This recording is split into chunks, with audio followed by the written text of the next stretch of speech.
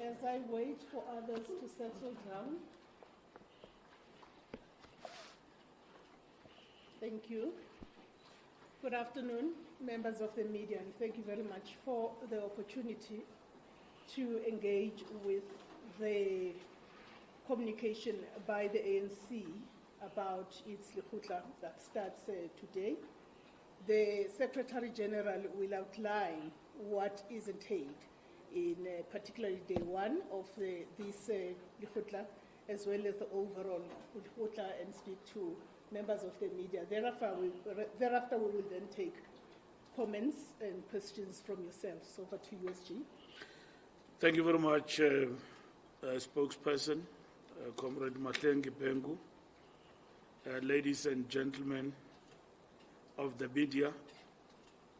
We want to thank you in advance for your presence in our Lekgotla, which we have opened the political overview and messages from the Alliance to the press.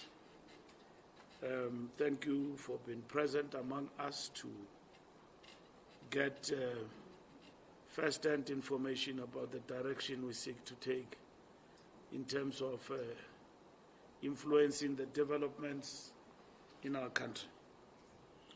Today, the three-day National Lekgotla of the African National Congress got underway. It began with the President Cyril Ramaphosa's presentation of a political overview outlining the strategic context and priorities to guide the discussions and deliberations of this important gathering, along with messages of support from our alliance partners. The Lekgotla, which brings together the ANC leadership, alliance partners, and other stakeholders, is an important opportunity to evaluate progress, address challenges, and chart a way forward in advancing the national democratic revolution and the aspirations of the Freedom Charter. Setting the context to the Lekgotla, President Ramaphosa's political overview emphasized the broad national and global factors shaping this year's Lekgotla, including the theme for 2025, the year of renewal, to make the ANC a more effective instrument of the people to achieve the vision of the Freedom Charter. The people shall govern as the tagline. The people shall share in the country's wealth, which is a direct quote from the clauses of the Freedom Charter. As the ANC celebrates the 70th anniversary of the Freedom Charter, the President reminded the gathering that the society envisioned in the Charter remains unrealized due to persistent challenges such as racism, patriarchy, inequality, and economic exclusion. These realities underline the need for the ANC to remain resolute in its mission to achieve the vision of the Freedom Charter and lead the transformation agenda. The President highlighted key challenges shaping the domestic and global context. Domestically, the persistence of the triple challenges of unemployment, poverty, and inequality remains a critical issue. There is a pressing need to address ongoing service delivery issues, crime, gender-based violence, and the high cost of living. Strengthening the ANC's role in the government of national unity is crucial to ensuring the implementation of ANC resolutions and policies.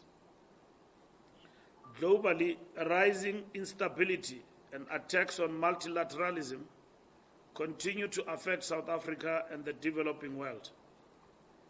Increasing conflicts in Africa, the Middle East, and Europe, along with global economic challenges, exacerbate poverty and unemployment in South Africa, requiring a strategic response.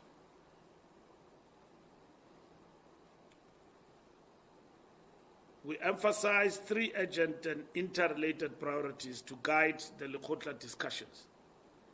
First, the renewal and rebuilding of the ANC must focus on strengthening its structures, especially branches, to serve as vibrant centers of community life.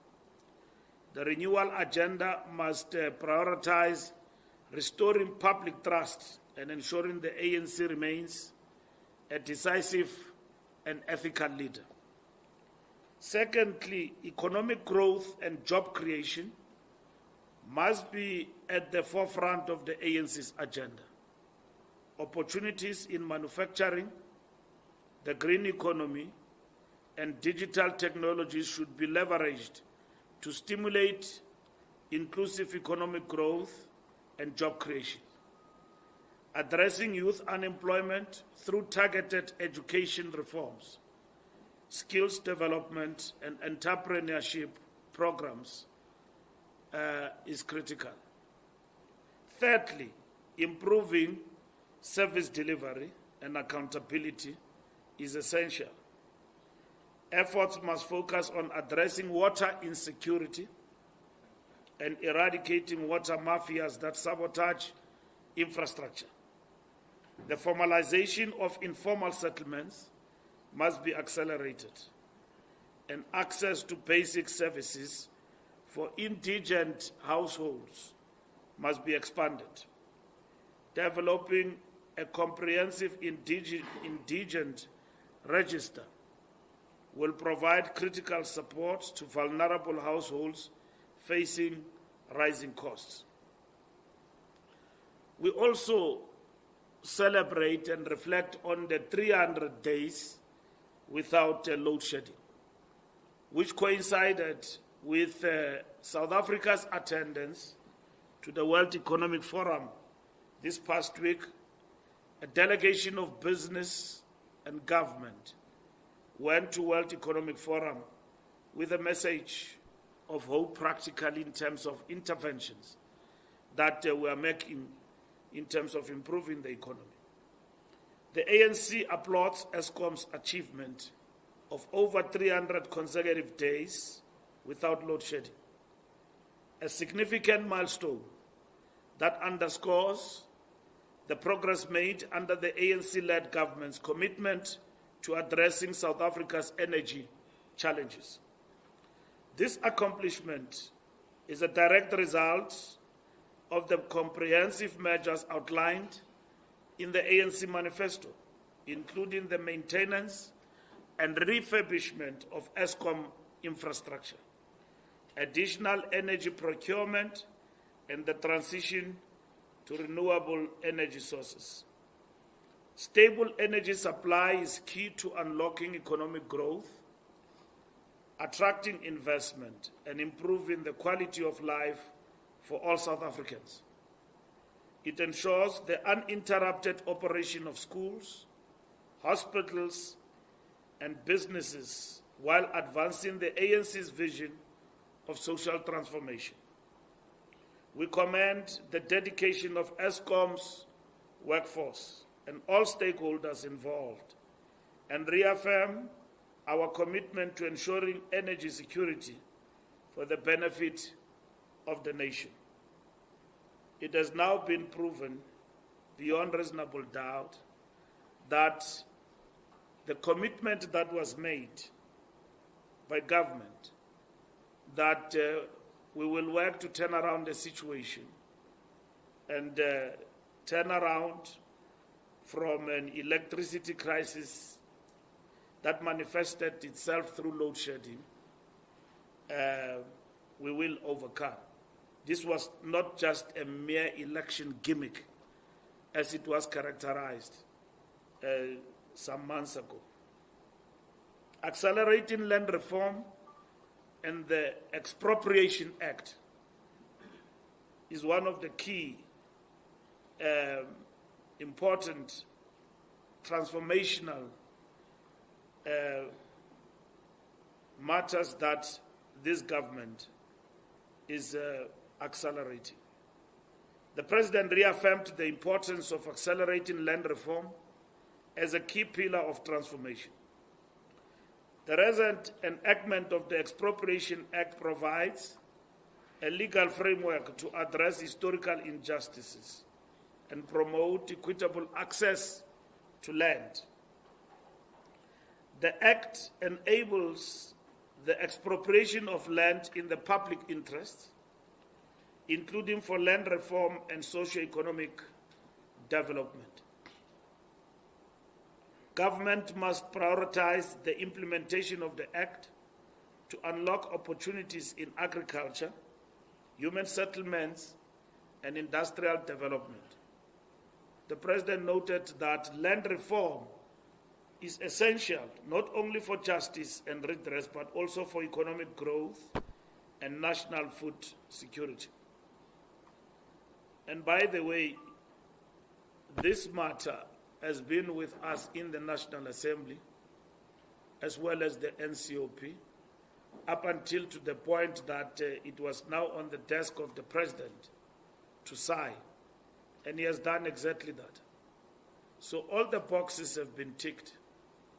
Now that the DA and others wake up in their slumber as though this is new, they have not been aware of it. President Ramaphosa just woke up and formulated an act and decided to sign. That's not how things are done. It's basically to take shortcuts in the supply chain system of processing of bills in Parliament up until at the level of government. And if there's something unlawful in terms of the signing of this act, it can be ventilated in the courts and other terrains that are applicable to those who don't actually approve, rather than to bring GNU into this particular matter when it is a matter that was finalized long time ago. And what the President does when an act and a bill has undergone a particular process, he look at it in terms of the law, and when he get an advice that he cannot sign, he basically take it back to Parliament. The fact that the President have signed it means he's convinced that in terms of the law, this act is consistent with our constitutional prescripts. The DA knows, and everybody else, that this was not only in the pipeline, it was just a matter of time that the President will sign. There is, for instance, an e-hailing matter of the National Transport Act amendment that permit the operation of e-hailing. It's in the desk of the President. He took it back, and then we went back to Parliament. I was Minister of Transport, and we were waiting for the President to basically respond to that by signing this into an act to enable a regulated environment for the e-hailing, taxi people or public transport people in our country. So these are things that are there that we know have been there. So at the present moment, people opportunistically want to short-circuit processes that have been followed to the latter, using GNU to basically scupper what they failed in the democratic process that we undergo in terms of processing these bills. So it's not something new. It has been there. And all political parties who were in Parliament know that. So If anyone wants to challenge the act and say that in terms of the law, is either it is inadequate or it is unlawful, so our system allows for checks and balances for such matters to be processed. So they are free to do so, rather than grandstanding and seek to deal with this matter as though it is something new. And also want to redefine how the executive must function. Once the act is an act, you are a minister, you have to implement the act. Or otherwise, we will take you to task for non-implementation of the act. We'll take you to task in terms of the legislature, the National Assembly, will hold you accountable. That is the first thing. Secondly, we'll take you to task for non-implementation of an act of government and of the people of South Africa, which is constitutional. So you've got no choice. It's lawful. You can't run government like as if it is your stokvel. You do what you want. If it doesn't happen, you can disappear with the money of the stokvel. No, it doesn't work like that. And then people must be educated on how government is getting. You run government. You take an oath. You are a minister. You are not there because you represent your party. Once you are sworn in, you are a minister. You must implement all the acts of government. Any minister who doesn't do that will hold them accountable. It is up to the president to deal with matters in relation to his prerogative. We are not going to give instructions to him about that. Bella Act, we had to delay its implementation and sign it into law and delay implementation of certain aspects of the Bella Act. That was a huge compromise on the part of the president. But still, in the discussion, you couldn't get as to what is this point that has been raised. Here in South Africa, it has become evident and very clear every day that the fundamental difference between us and our strategic opponents is nothing else. It's about agreeing about what constitutes the consensus in relation to the transformation of South Africa, from the undesirable state to the desirable. The undesirable state is a state of apartheid that we are transforming. We are transforming this country to equality for all. And that is what we differ with those who differ with the transformational things we seek to advance. We cannot agree that South Africa cannot advance in terms of transformation. It must stagnate, it must stand still. No, we cannot agree to that. This country must be transformed from all aspects. And that's what people vote for. When you see your vote counts, you see it now. You voted for transformation, for things to change for the better, to change things from this undesirable to the desirable state where we all live in equality. Equality does not just mean that we can sing the same national anthem together. It goes beyond that. It means we have been separated in many other ways, in terms of language and all of that. And then society has been racialized in terms of areas where we live in through Group Areas Act. You have repealed that, but it doesn't end that. How do you address the question of integration of our people in the long term and going forward? And the law must assist us to transform. And the resistance from those who say the status quo must remain. There is no fundamental problem of land in South Africa. Anyone who says that, it tells you where do they come from. The ANC cannot agree to that. That is why we put progressive laws to enable us to advance. Even this expropriation act that the president has signed, it's not an end in itself. The struggle continues. We want a total picture to enable us to advance We have said right from the onset, we will advance the struggle for land redistribution and equity through legal means. We're not going to do land grab and then still simply stay with the policy that says willing seller, willing buyer is sufficient. We started there. We need now to advance. 30 years on, we're still here. So we're advancing. Expropriation that has been signed by the president is important for our people and for South Africa. It's no exclusion to everyone. Status quo must remain. We are not for that. On global leadership and solidarity, the president reiterated the ANC's commitment to building a better Africa and a better world, guided by principles of anti-colonialism, Pan-Africanism, and human rights.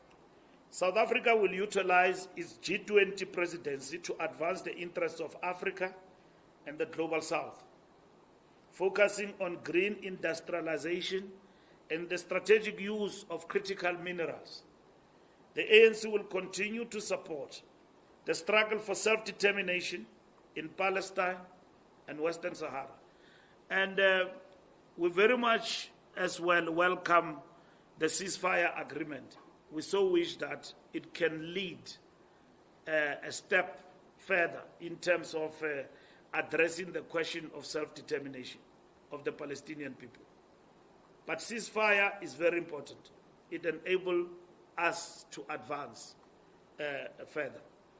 The president reminded delegates of the importance of upcoming National General Council, scheduled for the second half of the year, as a platform to assess effectiveness of ANC policies and programs. In our next NEC meeting, we will focus on the General Council, its preparations, and also, among others from this meeting, we are discussing rebuilding, renewal program of action of the ANC in terms of membership, branches, and everything else that deals with organization building. So this is the year of renewal of the ANC. It is renewal or perish. We understand that very well. This will coincide with celebration of the 70th anniversary of the Freedom Charter, a moment to recommit to the principles enshrined in this historic document. The Lekgotla will deliberate on these priorities and tasks in the coming days, guided by the ANC's election manifesto, National Conference resolutions, and the January 8 statement.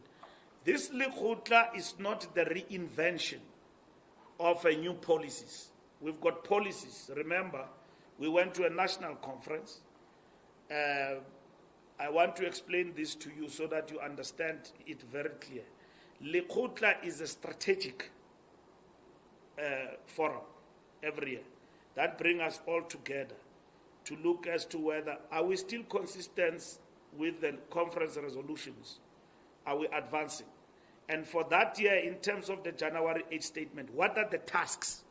In this instance, we have defined 6 priorities, which are basically consistent with what is in the manifesto. And this is what this Lekgotla is about, to say, in the January 8, we said government must do the following. In terms of the January 8, we said organizationally, to complement what government is doing. These are the things that we need to do as an organization. So this Lekgotla is about that. It's a strategic platform in which we say, as people meet in the different rooms here, they discuss implementation, not innovation. That what is the best policy to advance for this year? Industrialization and industrialization. It's not policy, but a guiding task from the manifesto to date that we must advance. So in the commissions there, they discuss industrialization and at the same time innovation and so on from the point of view of what we need to do, because we believe it's a major intervention, creating industries, expanding and all of that in order to create more jobs for our economy. So in looking ahead, the president reminded delegates of the importance of upcoming General Council that is scheduled. This will coincide with the Freedom Charter, as we said. And in conclusion, the ANC remains committed to uniting the country, and addressing the challenges facing the people and advancing the aspirations of the Freedom Charter. The outcomes of this Lekgotla will chart a path forward for renewal, service delivery, and economic transformation, ensuring the ANC remains a trusted and effective instrument of the people of South Africa. Thank you very much. Thank you very much, Comrade SG. I will then take hands from colleagues who wish to ask questions. I will start this side. Let me start with print, Masungwini, then I'll come to SABC, and then to be Sunday World. In that order, please. You are on the floor. My name is Nomen Masungwini from City Press.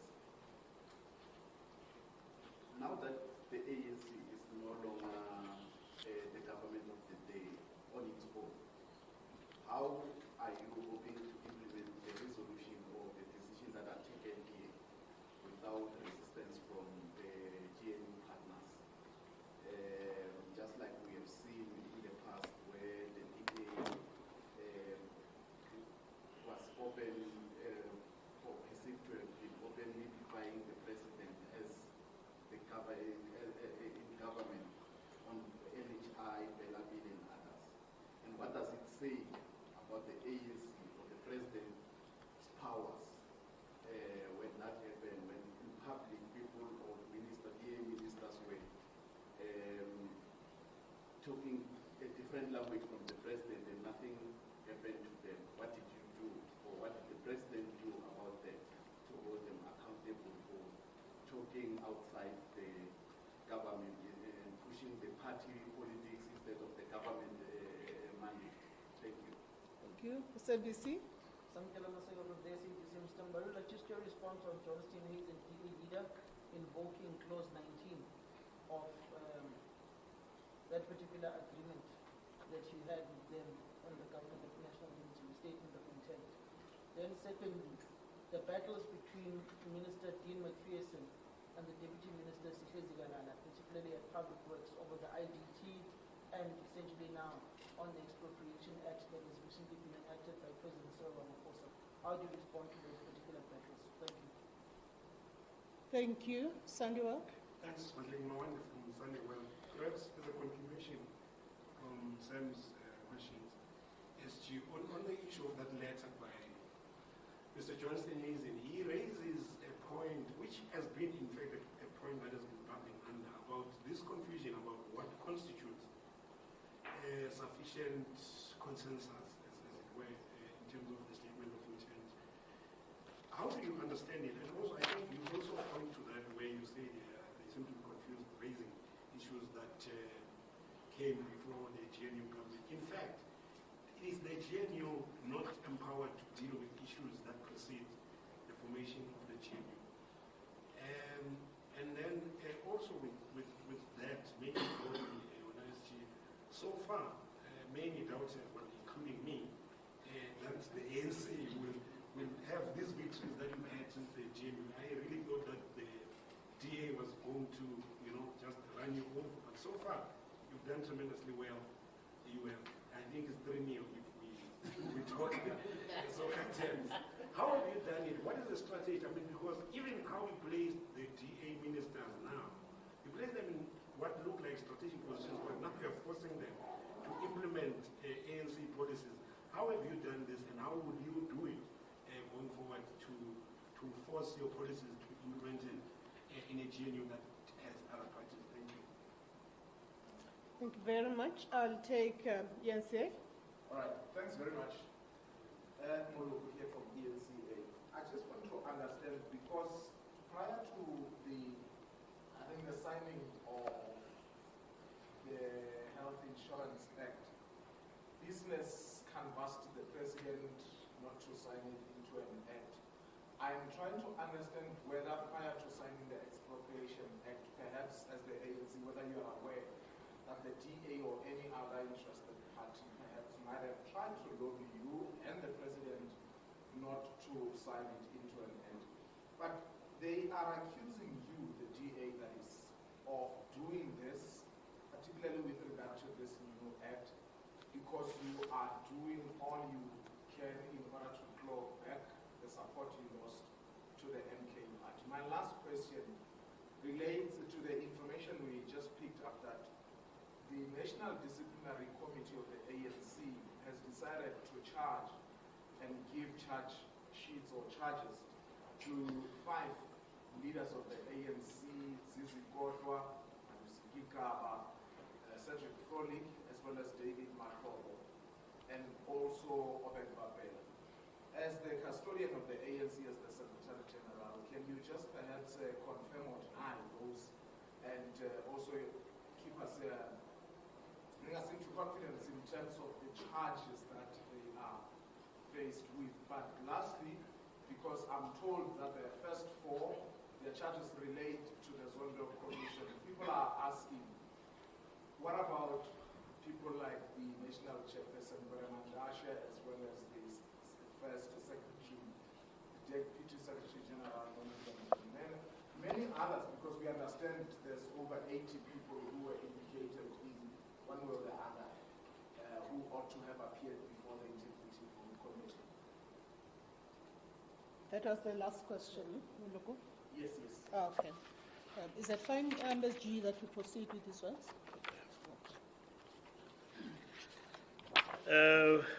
Thank you very much for change. We're discussing transformation in this press conference. Thank you very much for the questions. City Press, how do we hope to implement decisions without partners and DA ministers in the GNU?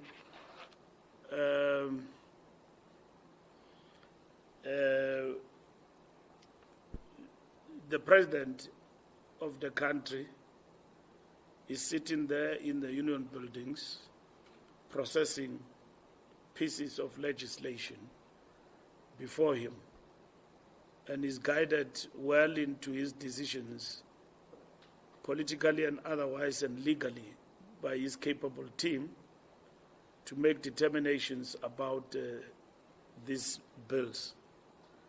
And once he has applied his mind, he acts on the bills, and this is what has happened since the starting of the GNU.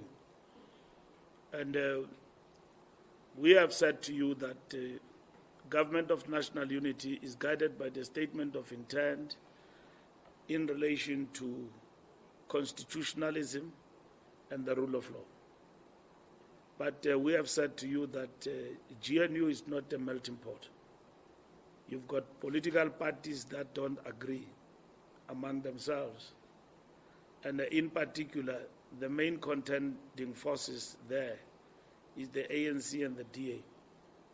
The DA will seek to push back on a whole range of issues. The ANC will drive the transformation agenda in relation not only to its constituency but to South Africa as a whole. We don't seek to claw back any support. We're just consistent. If the DA was the ANC with the largest support and they were in the driving seat of the GNU, what will they do about it? They will probably not sign all the late pieces of legislation that were supposed to come before them at any given point in time. So the GNU is not a melting pot. And in this particular instance, the DA, if they want to engage, which we are ready to engage on these particular matters in the context of the measures and the mechanisms we have put in place, we will do so. And we'll do so fairly, and we'll do so principled in relation to what we stand for. And that's what everybody needs to actually understand. The ANC will not change in its path of transforming South Africa and transformation with 40 votes that we received in the last election. we will persist with the transformation agenda. And that's what is happening right now. But engagement, yes, we are ready to engage. I was talking to the president now about engagement with everybody, of which, including the DA. We will engage with the DA on these particular matters and understand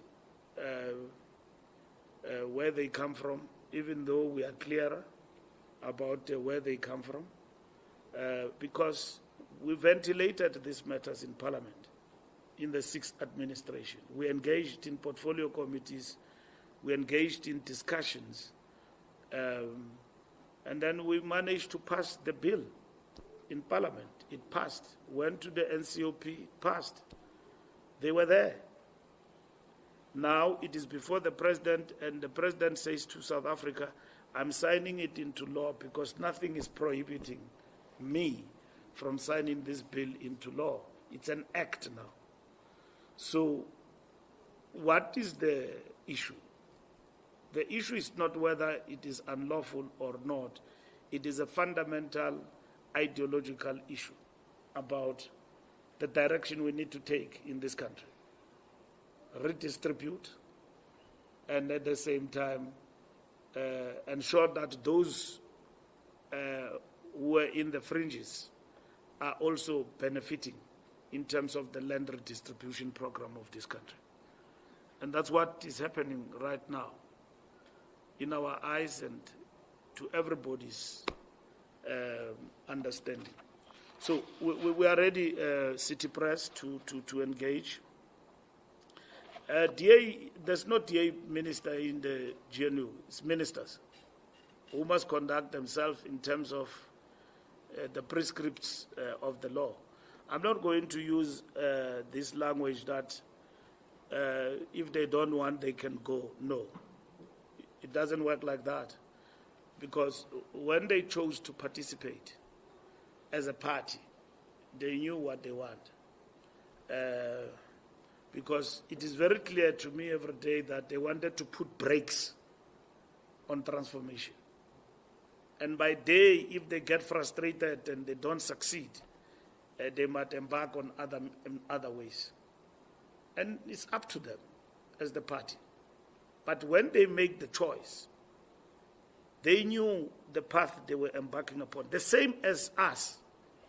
We know the dangers, the difficulties, and the risks. But we made it very clear that we will not compromise on what made the ANC to get 40%. We will not compromise on that. We made it very clear. And once we do that, we've got to account to our constituency, to our membership. Why did we now deviate from implementing resolutions of the ANC? Of course, we have said and we have been open and we have been castigated week in and week out about our choice of GNU, which include the DA. We said we want to work for South Africa and for everybody. We invited everyone to come in the GNU, knowing very well that GNU is not a melting pot. It has got thorns and so on along the way, and we just have got to look at them and so on. So people came here with a clear understanding of what they want to achieve, and it is only them and only them who know why they also embraced this kind of an approach. And so I'm not going to say, because the ANC will not dismiss anyone from the GNU and say, go away. We won't do that. We want to work for South Africa, but we are not convenient. We know we are for transformation. And if people want to put brakes, they must then win elections outright and get rid of the ANC. They couldn't get rid of us. They only reduced us below 50. And that is it. So if we're out of power, there's nothing we'll do. Our people will have seen for themselves. But what our people have given to us to continue to participate, enable us to continue. with the agenda of transforming this country for the better. And that is what we are doing as the African National Congress going forward. We often get accused by many, including our allies, that our policies are selling out, we are neoliberal, and everything else. It took us so long to do a lot of things. We did nothing with the majority that we got at some point. We sat on it and all of that. We would have addressed this thing of land redistribution long time ago with the 2/3 majority we got. Why didn't we do it? We get accused about that. But we've got reasons why certain things had to happen the way they do. And our mandate is very clear. And the DA need to be clear about that. And they are very clear when they deal with the ANC, what they are dealing with. They are dealing with a party that is resolute, that is for transformation of South Africa. And that transformation was not achieved in 30 years. It's still deepening. We need to deepen that transformation. That is why we said that, and we used this, not guardedly, correctly so, that to us, we believe in 29 May we have suffered a setback. But that setback is not permanent, it's strategic setback. Right? It means we can still not maneuver advance the course of transformation for South Africa. And that is it. So those who don't want transformation failed to get rid of the ANC. And we want transformation for all in our country. So ministers must behave. Unfortunately, they must behave. In this context, they must understand that they can argue their issues in cabinet, they can argue as a bloc in cabinet, but my own experience of how cabinet functions, cabinet doesn't work according to a bloc. You know, you present to cabinet, your matters go through various phases in terms of the supply chain of processing matters in government. And then cabinet is the ultimate, and from there you go to parliament, and then parliament process issues. And then from there, they come back to the president, and the president has got to apply his mind and sign on these bills. So that's what has happened here. So you can only hold that process if you legally feel that there are missteps in terms of the processes, and that one way or the other, we now have got to resort to other ways to stop the president, go to court. That has actually happened, even in the past.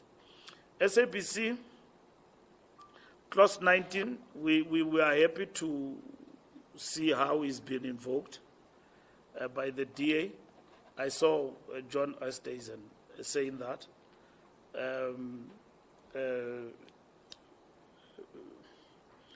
Conflict between Sihle and Dean is quite interesting, actually. That conflict. You don't have to be worried about it. I think Sihle is representing what we as the ANC support. And Dean is just being out of character. He must talk to his deputy. He cannot chastise the deputy minister. That's why the debate now degenerates about qualifications and all of that, because the way he speaks to Sihle is like, Sihle is what is this? A ball boy who must carry his briefcase wherever he goes. And because he's a minister, he sits in cabinet, the deputy doesn't have an opinion. I was a deputy minister one time in government of a minister of the ANC. We're both from ANC. And this minister wanted me to be like a ball boy, and I told him, no, I'm not here. I've come here to play my role. So Dean must speak to his deputy in government, and they must talk. And he cannot think that every time he faces a difficulty, he must run to the DA. No, he must talk to the deputy in government, and then they must face each other there. So that's what is important, rather than running to his party and shouting from outside when he's got executive authority. He must deal with that matter properly and quite maturely in government. It's very difficult in the GNU because you account to your party and you come with the mandate of your party in a very, very difficult terrain. So he must resolve issues maturely in government and talk to ministers. If they is not going to behave, then the chief executive officer of the republic, which is the president, who's driving cabinet, will have to intervene and will urge the president to intervene and deal and bring order in his cabinet in terms of his ministers and deputy ministers. Sunday World, the statement of intent, yes, it's still there. We signed it. So we will be ready to engage with anyone who want us to come to the round table. I will surely talk to Helen, but from where I'm seated, I don't have problems. So we will engage whenever it is necessary to do so. We are open to do that. We have committed ourselves when we face difficulties, and political parties have difficulties in the GNU in relation to matters including about expropriation. We will meet and talk about those issues. This is what is important. We have not outmaneuvered the DA. The point is that they have outmaneuvered themselves because they know that how legislation has been processed. We got into this election. President signed NHI before GNU, isn't it? Yes, he signed NHI before GNU, and then he signed Bella Act after. After it has undergone all the processes, now the expropriation. So the DA should have known, and they did not say to us in the statement of intent, all the bills that we disagreed with, you must start them afresh. They didn't say that to us. We would have told them right from the onset that we don't agree, and that's it. So they hoped that maybe some spirit will come in along the way to stop things. It doesn't work like that. You become honest with your people and your partners. When you enter into a terrain, fundamentally you say, then if that is the case, you are not going to start everything afresh. We're not coming and easy.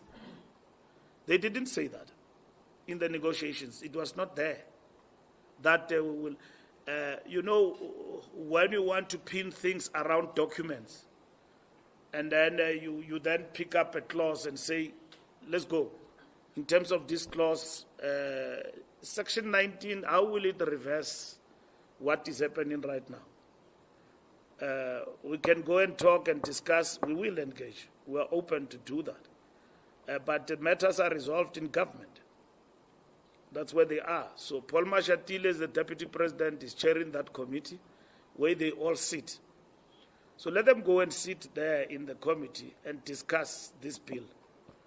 And then see how many political parties in the government of national unity disagree with this particular bill and all of that. So that's one approach that they can take because it's what is being implemented at the present moment. So to say to them that they can go, that's not the approach the ANC is going to take. We committed to the GNU. We committed to our transformation agenda. We are ready to engage with everybody. In our view, there is nothing wrong that the president did. If this bill was unlawful, the president would have sent it back to Parliament. And that's what we believe, that all political parties have looked into this bill in Parliament and gave the President the green light, sign. So President he doesn't just wake up and sign. He look at the legalities of this. So if they've got things that they think, you see, there are certain things that we cannot change overnight. That's what we need to understand. We are guided by the law, the spirit of the law in terms of how things get to be done. ENCA, clawback, MK Party. What were you saying about these people? No, I'm saying the DA is saying that you are forging ahead. Oh, I've answered that question. Yeah, no, we're not. We are just consistent. But also I was asking if before the signing of this expropriation bill into an act, whether you have knowledge as to whether the president was canvassed not to go ahead with it. President would have been canvassed in terms of the legislature, the National Assembly. And then we passed this in the National Assembly and went to the NCOP. How will this bill have landed in the desk of the president? It landed in his desk because it undergoes those processes. And I've made an example about the National Land Transport Act in terms of e-hailing. It's before the desk of the president. As a minister, I was advised I can't put pressure on the president. I was a minister of transport. I was dealing with e-hailing, Uber, Bolt, and everything else. Then there was conflict there. So we did a lot of work with Joe Maswanganyi and Blayton Zimande, which I inherited and I took it forward. President returned that to Parliament. And then Parliament did its work, is before the president. And then I was saying, hey, these people are fighting here. President, can you sign? Then I was quickly advised by my law advisors in my ministry that you don't do that to the president minister. Leave the president. He's looking at this matter. He will do it, even if it's after 6 months. That's the process. This is not new. So, because the president have got to apply his mind, not his head of a political party. Yes, he's the president of the ANC. He knows this must happen. But if he gets into government and they tell him that this can't happen because there are missteps in terms of the law or there is a lacuna or whatever that it is in the bill, you can't sign it. The president won't sign it. He will send it back to Parliament. And that is it. Now, people are charged. Yes, people are charged. I did tell you in Cape Town that people will be charged. They are charged because they did not appear before the Integrity Commission. We did tell them even before the elections, we did brief you, that people can go to cabinet or no, they can go to Parliament and all of that, but these matters are going to appear before the DC.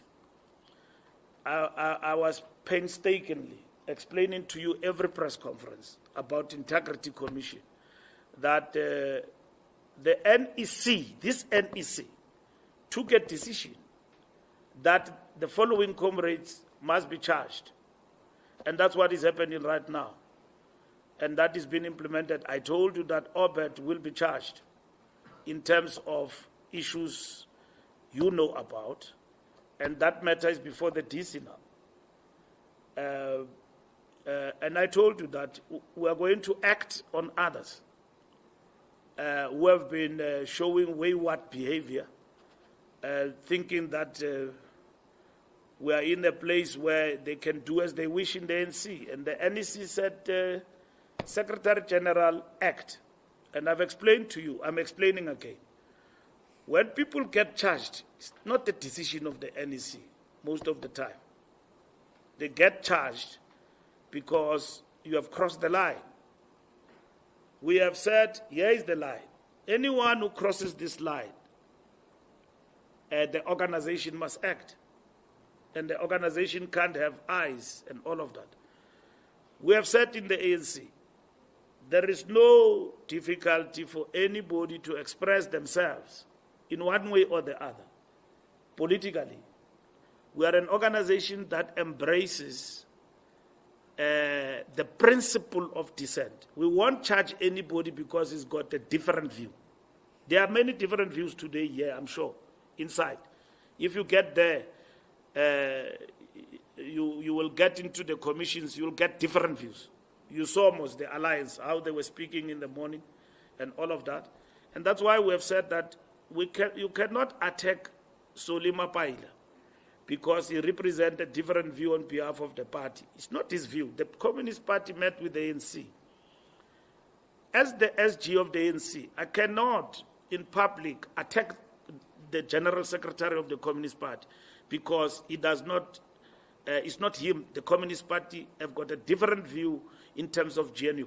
As much as I can have reservations, but I must respect that office, respect the Communist Party, the same as themselves. When others call me Mr. GNU, I'm not GNU. I don't like it, GNU, but it's the position of the ANC that we have adopted as the National Executive Committee. And surely many people see now what GNU and coalitions have done to us. Today, we are here explaining ourselves to our opponents about expropriation to advance transformation. If we're not in this GNU, our people came out in numbers and voted, I wouldn't even need a call to anybody. I will simply say that we are implementing the policy of the ANC. But the ANC has been undermined in terms of its majority and muscle to advance people's power and advance the agenda of transformation. Today, we are constrained. We are constrained. We explain ourselves about things that we shouldn't be explaining ourselves because I'm explaining myself to somebody that I know very well that where do they come from in terms of their opposition to this bill? And what do we represent as the ANC in relation to this bill? That is not non-negotiable. Now, if I have to bend back and forth in relation to these particular matters, is because our power, our wings to fly have been clipped and our power to advance has been weakened. And we have said that we are weakened, but we are not out. So, we are not clawing back and anything of that sort. We are doing consistently what we stand for as the party. What about Gwede? Gwede did appear before the Integrity Commission. He did. He went there. I've got a report. I've tabled that report the NEC adopted on Gwede. So that's where things are. So if a letter or a charge for violating Rule 25 is before any individual, it's because there is something that informs that. Now, you say there are 85 people of the ANC or whatever number that appeared before the Integrity Commission. Why they are not charged? Lucky Montana is no longer a member of the ANC. And then if somebody, I'm giving you an example, is in MK party, is wearing camouflage every day. So others have left. And others say, who said I'm your member? Now, these ones are members of the NEC. They sit with us. They are members. So they have been charged in that status. But not that others have been left out. I can tell you right now, many others who have been served and who will be served with these charges, before you get charged, we look at your membership. Their membership has lapsed. They were members. Others have never been members. You can look at a person there in government and all of that, civil servant, you think is a member of the ANC. It's not. It's not a member. Doesn't even attend branch meetings. But he was called before the Zondo Commission, and you conclude that these people are members of the ANC. They are not. I mean, there's another one. I wrote a letter. He said, who said I'm a member, SG? I mean, with due respect, man, please, leave me alone. And then what do? I leave you alone. You are not a member. When I look at the records, he's not there. He says, what business do I have with you? It is Zondo and you this side. No, man. I'm not uneasy. I'm not coming. I'm not a member, you know. I was a member. I'm not. So there are many. I'll give you a list. You'll see them. They say they are not members. Now, these ones are here. And then they've been charged. And I can't discuss the content of the charge in a press conference. But I can confirm to you that there are people who have been charged and there are reasons, and you know about that. It's not new. It's only that Mahlengi was not efficient enough to give you a statement that the following people, because if he doesn't do that, they come to you and say, I'm being chased after. They know that these things were going to happen. They happen in the organization. And it's not like it's something new and all of that. They were in the NEC. When we went for national elections, some of them, we spoke to them about these matters. They said, no, we'll cross the thing when we get there. And that is why there's conflict or feud, so to say, between us, you know. And the problem is that when you've got to act in a position of authority mandated by the ANC, you've got no choice unless you then become wayward yourself. You sit on issues, you don't process them, and then in the ANC, I cannot sit on issues. It's not only the NEC that come to the SG and ask about things. There's Veterans League, there's Integrity Commission. There's a whole lot of structures we have established. And they've got a right to ask SG, well, you have established an Integrity Commission. Are we a just make me nice project? Because we sit, we process things. We feel like you comrades are not taking us serious. You don't process. You don't even come and tell us yes or no. And then one day they are going to come and say, we want to see the NEC. The NEC is going to say, we have processed all matters. We don't know why the SG is not processing matters. When I arrived here, the former Secretary General was just piling things under the table like this and not processing them. And then he knew that, hey, this thing is going to come my direction one day. I'm not processing anything here. So things were not being processed. They were just there in the office. He was ignoring them. So I can't do that. We can't do that. We were elected to run the ANC. And if we didn't want to be in this position, we should have said nicely, I'm sorry, I decline. Give to others. So I agreed. So when I arrive here, it is not nice. Even now, it's not nice for me. I mean, people look at me with zigzag, this SG is a problem. I'm not a problem. I'm just doing the job that they mandated me to do. And I'm happy to do that. It's not nice, but most of the time it's nice. But not all the things are nice. We spent the whole weekend not discussing not so nice things last weekend about the state of our organization. And I don't want to dwell into that because we dealt with it last week. Thank you very much. And anyone who can ask me about that, I won't answer to. Yeah. Thanks for clarifying that, SG. Yes. I will take the next and final set of questions to those who wish to. I will start here, right in front, with Lunga, followed by Siamtanda. No, thank you so much, SG. My name is Lunga from Melbourne.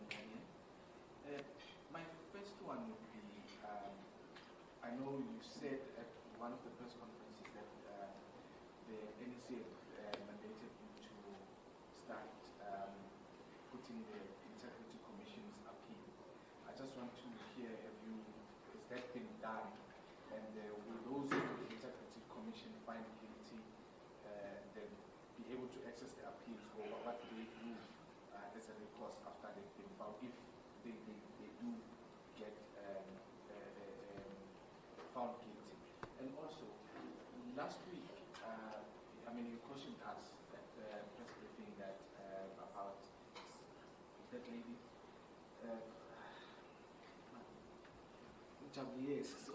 about Javier, that they don't want to speak about issues like that. But you look at what happened in Cape Town yesterday with J.B. Smith. Where does the ANC stand with that? Do you think that he should step aside, he should be removed from government? Thank you so much. Okay. Samson? My name is Anc Lekgotla from News 24. Mr. Malila, can I just take it back to the John Kenny's press conference? He accused the ANC of essentially disrespecting the DA. And I want to ask you, do you really feel that you've actually respected your coalition partners? I mean, Helen Zille has said that you've looked at her sometimes. Could you just speak to us about the respect between the two parties, leading to where we are now with the letter being sent to the president by John Kenny's? And then secondly, you are on the record saying that if the DA wants to leave the GNU, they can go. The deputy, Nombula Mkomene, also said the DA can leave if it wants to, but today you're changing your tone, you're saying you're not going to do that. What has changed? Thank you. Thank you. I have a question from Olivia, who's with Reuters. SG, what is the ANC's response to the DA saying it was a reset of relations in the unity government, as it accused the government of not properly consulting coalition partners on bills relating to universal health coverage as well as the expropriation of land? Further, the DA has said it has now declared a dispute and has invoked Section 19 of the GNU Statement of Intent. What is the ANC's response, and what does the party think should happen next? I'll take one last question and then proceed. I think you had omitted to ask another question. Yes, I just want to. Yeah. SG, also just to add on my questions, if you look at the partners, at the ministers in the GNU, you look at Sivure, you look at Dean, they've been put in positions where the ANC, like for instance, they were pushing the Bella Act. Dean has been put in one of the expropriation bill.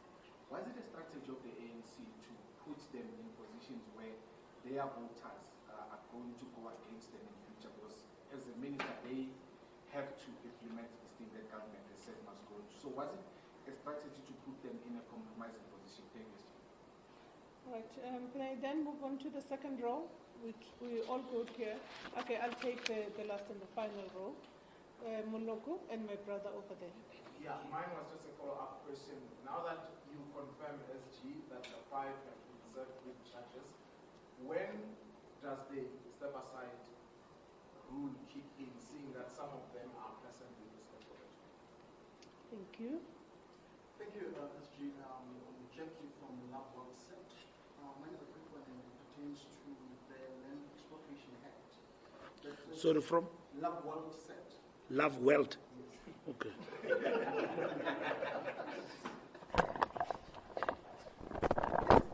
So, I truly wonder why members of the media are laughing, but please go ahead and the other one.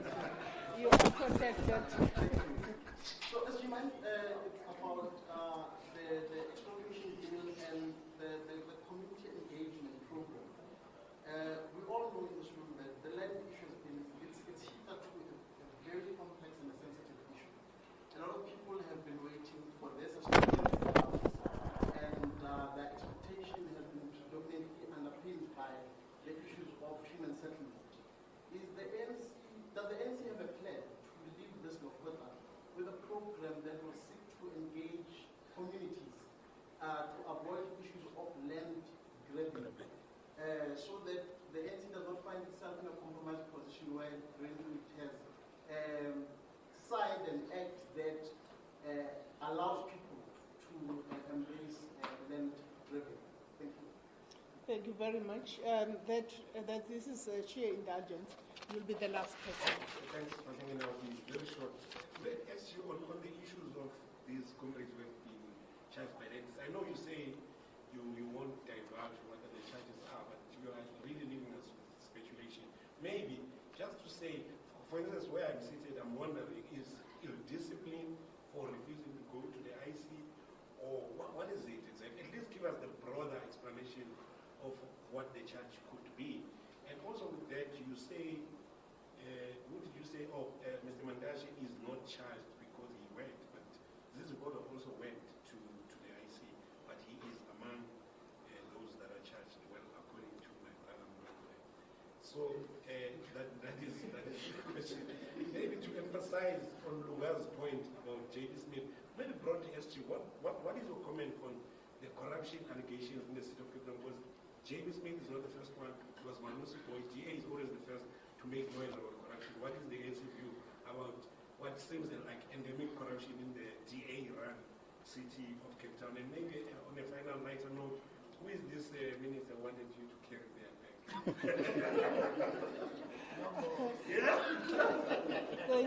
Thank you very much. Over to you, SG. Yeah, let bygones be bygones.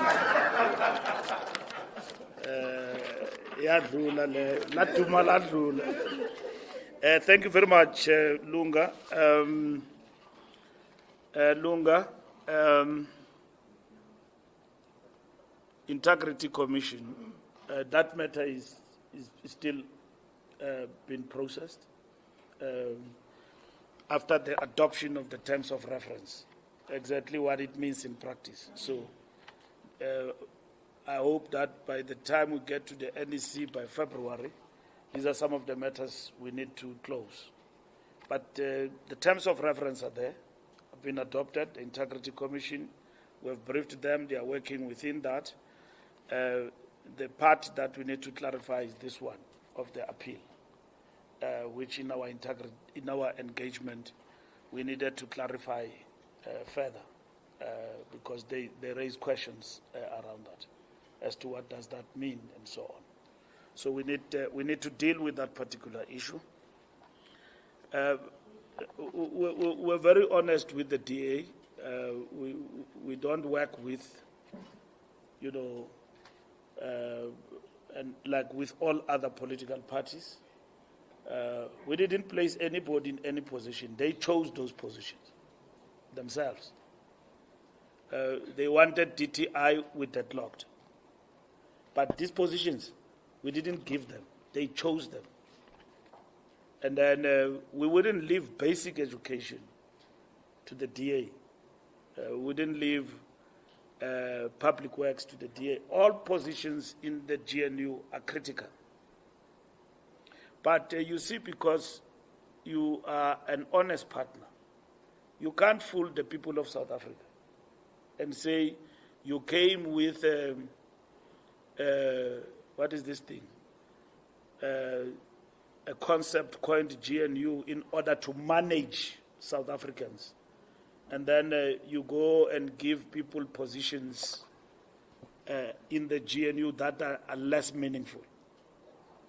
If you talk about property relations in this country, you are talking about public works. If you want to accelerate and address the question of the state and property relations. And we're at pains, but we had to face each other and say, but comrades, we didn't win. We didn't win.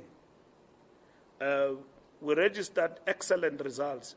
That shows that Anc Lekgotla, for having been there for 10 years, consistently as a minister, it can give results. She was never reshuffled. She did an excellent job. After 5 years, for the first time in the history of this country, 87.3% of the results for the youth led by the ANC under Usis Anc. We have had ministers, but chop and change. But we decided that stay there. And I think the president, in his wisdom, he would have maintained if we won elections, among others, Usis Anc in that position, for continuity. Government, I never understood why President Mbeki was not reshuffling people every weekend. He was not doing it. And some of you, I think you were not born that time. Yeah, Abo Lunga and so on. Or they were, okay, let me say you were born, but maybe you were still at university. Yeah, primary school, yeah. I'm at 2000, Abo Lunga. I mean, you may his soul rest in peace. When you had issues on the AIDS issue with Mamumand, and very effective in what she was doing, President under attack left and right, never got excited to reshuffle anyone at any given point in time. I came to appreciate that more when I became minister. That because you become minister for 2 years, somebody comes. For instance, take the department critical like fighting crime. Okay? We have a new minister now. I was there in that department. Becky came. He was a general. He came back as a minister. He's gone. It's Senzo. Doing a critical job. Maybe after 4 years, 5 years, you remove Senzo. You bring somebody. He's doing an excellent job right now. But I'm saying, I've come to appreciate in government why you need to maintain people in positions in order to register tangible results. Because you change a person in government after 2 years, it means nothing. Because policy is entrenched and is implemented by the civil servants. And the minister is a political overseer of the implementation of that policy. And somebody comes, doesn't make a dent, he appears every day on the news, but at the end of the day, you are not advancing. So that is why we introduced in government monitoring and evaluation. So that we are able to monitor from a perspective of a tangible intervention in government. Are we advancing? Because Mbalula can be on a press conference every day, but he's not moving the needle. He's not transforming that ministry. But you love him because he's on press conference, but Aguambeg. So monitoring and evaluation will be able to tell you, Minister, in terms of your performance agreement, these are the things I want. I love it when we are on TV because ministers must be on TV. Ministers must be on the news to update society about the work that they do. So this question of just changing people in government and so on, it has proven that it doesn't work all the time. It has got to be done when it is absolutely necessary. It has got to be done. So we didn't manage DA strategically. They chose these portfolios themselves. Unfortunately, they went into those portfolios in which the government that was in charge in those portfolios was the government of the ANC led. And at the same time, in those portfolios, there was outstanding work that has been done. That include the bills and all other things that need to happen. So we didn't Lunga manage the DA. Look, ANC has got a policy of a step aside. And that policy says you can step aside from a position if you are under arrest. Ntshavheni is not arrested. He's been accused running a public trial that she has done this, she has done that, she has done this. She's not arrested. And it is alleged by you, the Fourth Estate, that Hawks people are saying the docket is finished. Now, what is the principle we are raising? We are saying that it is wrong for anyone to be tried through the press and through the media. Our laws and jurisprudence requires that when you deal with people in terms of the law, you also treat them not with prejudice. You basically give them the right that in terms of the law of the country, they are protected. And at the same time, they can be in court, but jurisprudence says to us, one of the principles, they are presumed innocent until proven otherwise. That's what it says. But the ANC says you step aside, even if jurisprudence says that to us. And our constitution have actually now been empowered even by the courts on the Ace Magashule case, that the ANC's position on the step aside is correct. And it has been strengthened and tested in law in this particular instance. So, rumors that somebody is being investigated and that the docket is finished, they mean nothing, except that they are malicious. Because that person tomorrow you are undermining your own case, because he can say that I've been found guilty in a court of law before I could even take a stand, or before I've been arrested, I'm being prejudiced. You know, where have you heard what J.P. Smith is talking about? That the police must account to him. There is no such a thing. The police must act without fear or favor and prejudice. Right? And then police go raid, and then he says he's got a forensic audit. He's a state within a state. And that these forensic people have told him this and that. Police and the rule of law requires that the state act without fear or favor, irrespective of who we are. In this country, a state president has been arrested and sent to trial, and is on trial, like Jacob Zuma, on charges of corruption and everything else. And so, all what we are saying is that let the law take its course, allow the police to do their work without any hindrance. Any other thing outside that, it is a prejudice, and at the same time is to undermine the rule of law in our country. And that's what we said about Nchaveni, because you were saying, can she step aside? How? Our policy doesn't say you step aside on rumor. It says you step aside on factual basis that you have been arrested, now you are facing the court, and many of our comrades, in your eyes, and every day as evidence, have stepped aside voluntarily. Pule Mabi, Zizi Kodwa, Mike Mabuyakul. The ANC step aside rule is working. Magashule. DA doesn't have such things. You get accused, I don't know what is guiding them. Because Malusi Boy, they acted like as if there is paraffin and he was gone.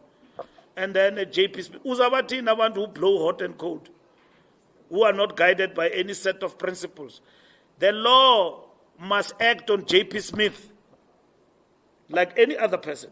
The police and everybody else must not allow themselves to be prejudiced on this matter. They must do their job.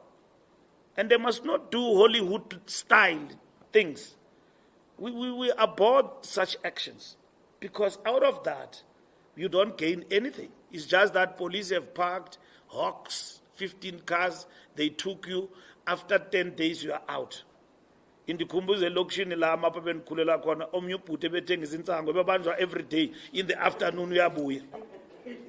Hey man, Lom to Simbolile Kyatin Tango, Puma up, we a police station in the afternoon, Buil. He was never arrested. We understand that time it was under apartheid, because apartheid was not focused on this thing of crime.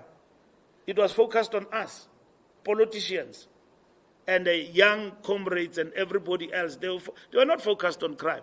Now, in a democratic republic, you can't have somebody arrested in the morning, in the afternoon, Pumil. You are not inspiring this nation that there is a rule of law in the country. It looks like it's a banana republic. So it's not inspiring. And what we're addressing here about Nchaveni, which we are comparing, things that don't need comparison. Nchaveni was not raided. J.P. Smith was raided. You have never said that he must step aside. We have a policy as a party. Nchaveni knows that. But Nchaveni is not arrested. You are telling us that by somebody that Nchaveni, a case has been finalized, When are we acting? It can't be like that, Lunga. It can't be like that. Many things can be said about many of our comrades who are in the ANC that the case is finished. Wait for the case. And if ANC doesn't act and its policy doesn't kick in, then you can then take us on that. But we cannot be expected that it is alleged somebody embezzled 1.3 million and then the case is finalized. That person must then be arrested. And then that person must answer through the media, no, I'm not guilty, I'm guilty, I'm not guilty, I'm not. When the state have done its work and concluded that they've got a case that somebody must answer, they must act without prejudice, without fear or favor. That's what must actually happen. So, on the issue of blue-ticking partners, we're not blue-ticking partners. I know Helen says this, we're not blue-ticking. The point is that we respect partners. And the point that we're making is that the DA went public and said that they are not bound by anything, they can leave anytime. They kept on repeating this message, ramping it up. And then we said, if they want to leave, they can leave. Nobody will stop them from leaving. But we have always understood that this GNU is going to be tough, especially with them inside and others, because we have understood that there are things that fundamentally we disagree with the DA about. And you cannot change that. And then they cannot even be resolved by other methods. But talking, we should talk.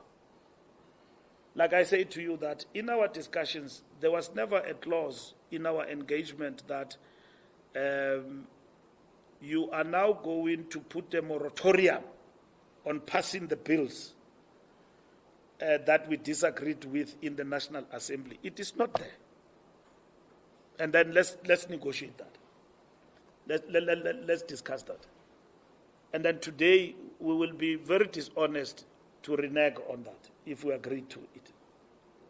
So we're not blue-ticking, and President signed expropriation bill into law. You think he seeks permission from the ANC to do that before he does so? By law, he doesn't. He doesn't say, he come to the ANC and say, I'm about to sign now, be ready, guys.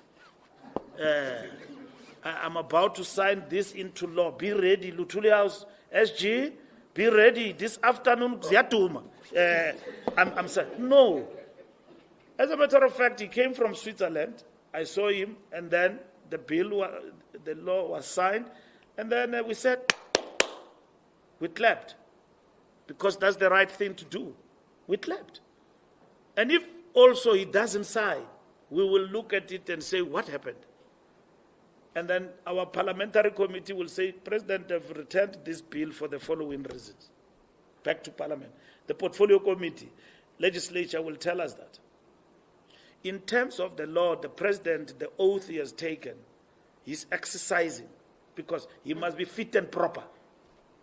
He must be fit and proper when he does that.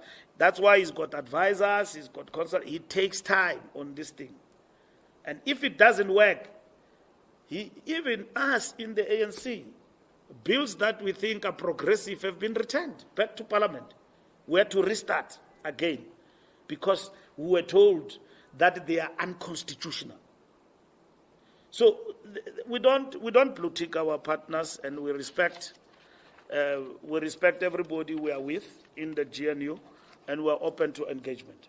So any statement we make of principle, it is born out of circumstances that we operate in.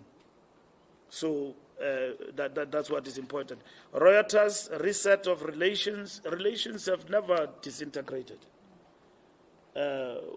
We need to engage, and that is what is important. We have committed to the people of South Africa and to everybody that we will engage continuously in this GNU and all of that. That's what we will do.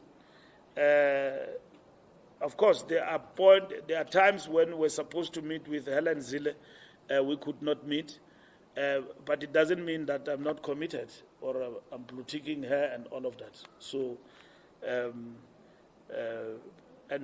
we came to meet about the issues that we're to discuss, which are very difficult, some of them. Coalitions and all of that, local government and so on. So, these are the challenges that we face from time to time. DA have declared a dispute. We'll have to look into that. I've seen it in the press that John said they've now sectioned what of the statement of intent. We'll have to look into that, not half and puffing. What is this dispute? And then we'll attend to it. We'll attend to it between today and tomorrow and throughout the week. We'll attend to that DA. If there's a need to communicate any further in relation to that dispute, we'll do that. ENCA, step aside, step in. No. They've been charged. They must go through the DC. In terms of the ANC, the DC will make a determination about what must happen to these comrades and so on. Anyone who appear before the DC of the ANC have never stepped aside. This applies to the courts of the country. So because they've got to appear there and defend themselves and present themselves and explain themselves. Remember, our DC is equally not a punitive. It's not a kangaroo court that when you go there, you are gone. No. DC can give you measures to deal with your challenges and all of that. It's not punitive. It's building. As much as it can say go to a political school in China for 10 years, it's not punitive. You are going to eat nice in China and get different politics there and come back after 10 years being a different person. It's not punitive, it's to build. If it was punitive, it will simply guillotine people, just like that. So it's not. It's a political tool to enforce discipline in the organization, but at the same time to build cadres and members of the ANC. And on the issue of love well said, Imandel Kam. Yeah, love well said. Land grab avoidance. Yeah, this bill, in my understanding, seek also to intervene in relation to that. You know, we're in Cape Town for January 8. Most of you would have seen in my social media that I went to deep in the township. I mobilized. When we were in a rally, there was somebody who was challenged, amputated both legs, and then he came to a rally with a skateboard. You see, he was in our rally with a skateboard. So I went to him, and then he explained to me where he sits, where he stays, and then our office went to see, and then we went to organize a wheelchair. When I got there, I realized, no man, this wheelchair won't work, because these people, they have this. What is this? Where people just erect and stay there, and then they don't have ablution and all of that. What you call illegal settlements. In Cape Town, there are many, but it's in the sand, and then it stays in a shack. So we had to make arrangement beyond that wheelchair to say, what other intervention? Because that wheelchair won't work there. And how does it get there on top? I couldn't explain myself. Then we had to make arrangements to say that, okay, we must now take you out. But the problem was bigger than him only. How do we take these people to settlements? They are there, there are many. Yes, he's amputated, he's got bigger challenges than the other ones, but the problem of the community is beyond this person only. So we had to then started to bring measures in place. You heard Helen Zille how he responded to that. He said these people are refugees from Eastern Cape. And then they are here, they just erect shacks everywhere and so on. So in that part of the country, this is big, the question of human settlement. And then this bill will assist us to settle people accordingly.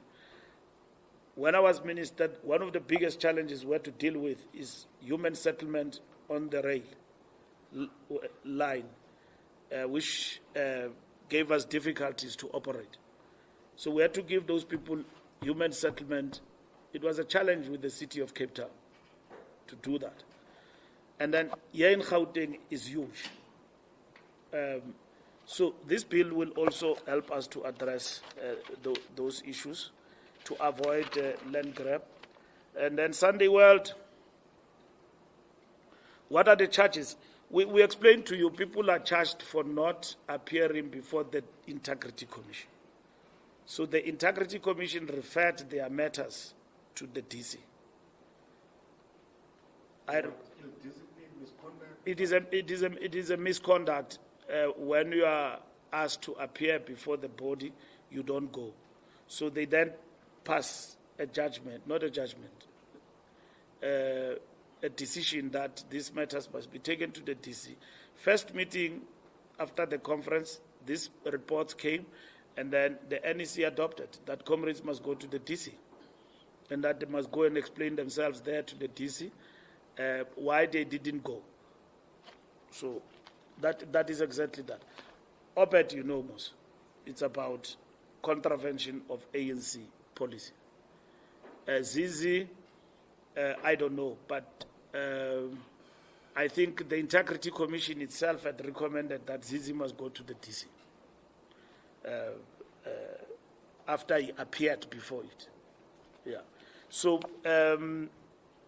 JP Smith, what is the ANC view? I've answered that question. That the law must grind on JP Smith. So this thing that we're watching, that law enforcement must answer to him. They know why they raided the offices. I don't know. I read in the press that you say he was raided because of the tenders that relate to this and that. We don't know. But the fact of the matter, he was raided by the police. And the police are the only ones who can explain and then deal with the matters without prejudice. And they must do that, because they raided him not at night, daylight. Offices of the municipality, not his house. Municipality. So if you are a minister, you get raided, the police must explain what they want from you. Thank you very much. Then who was the minister and all of that? Bygones be bygones. Thank you very much. Thank you very much, colleagues. We are adjourned. Yeah, boss. I thought so. I thought it's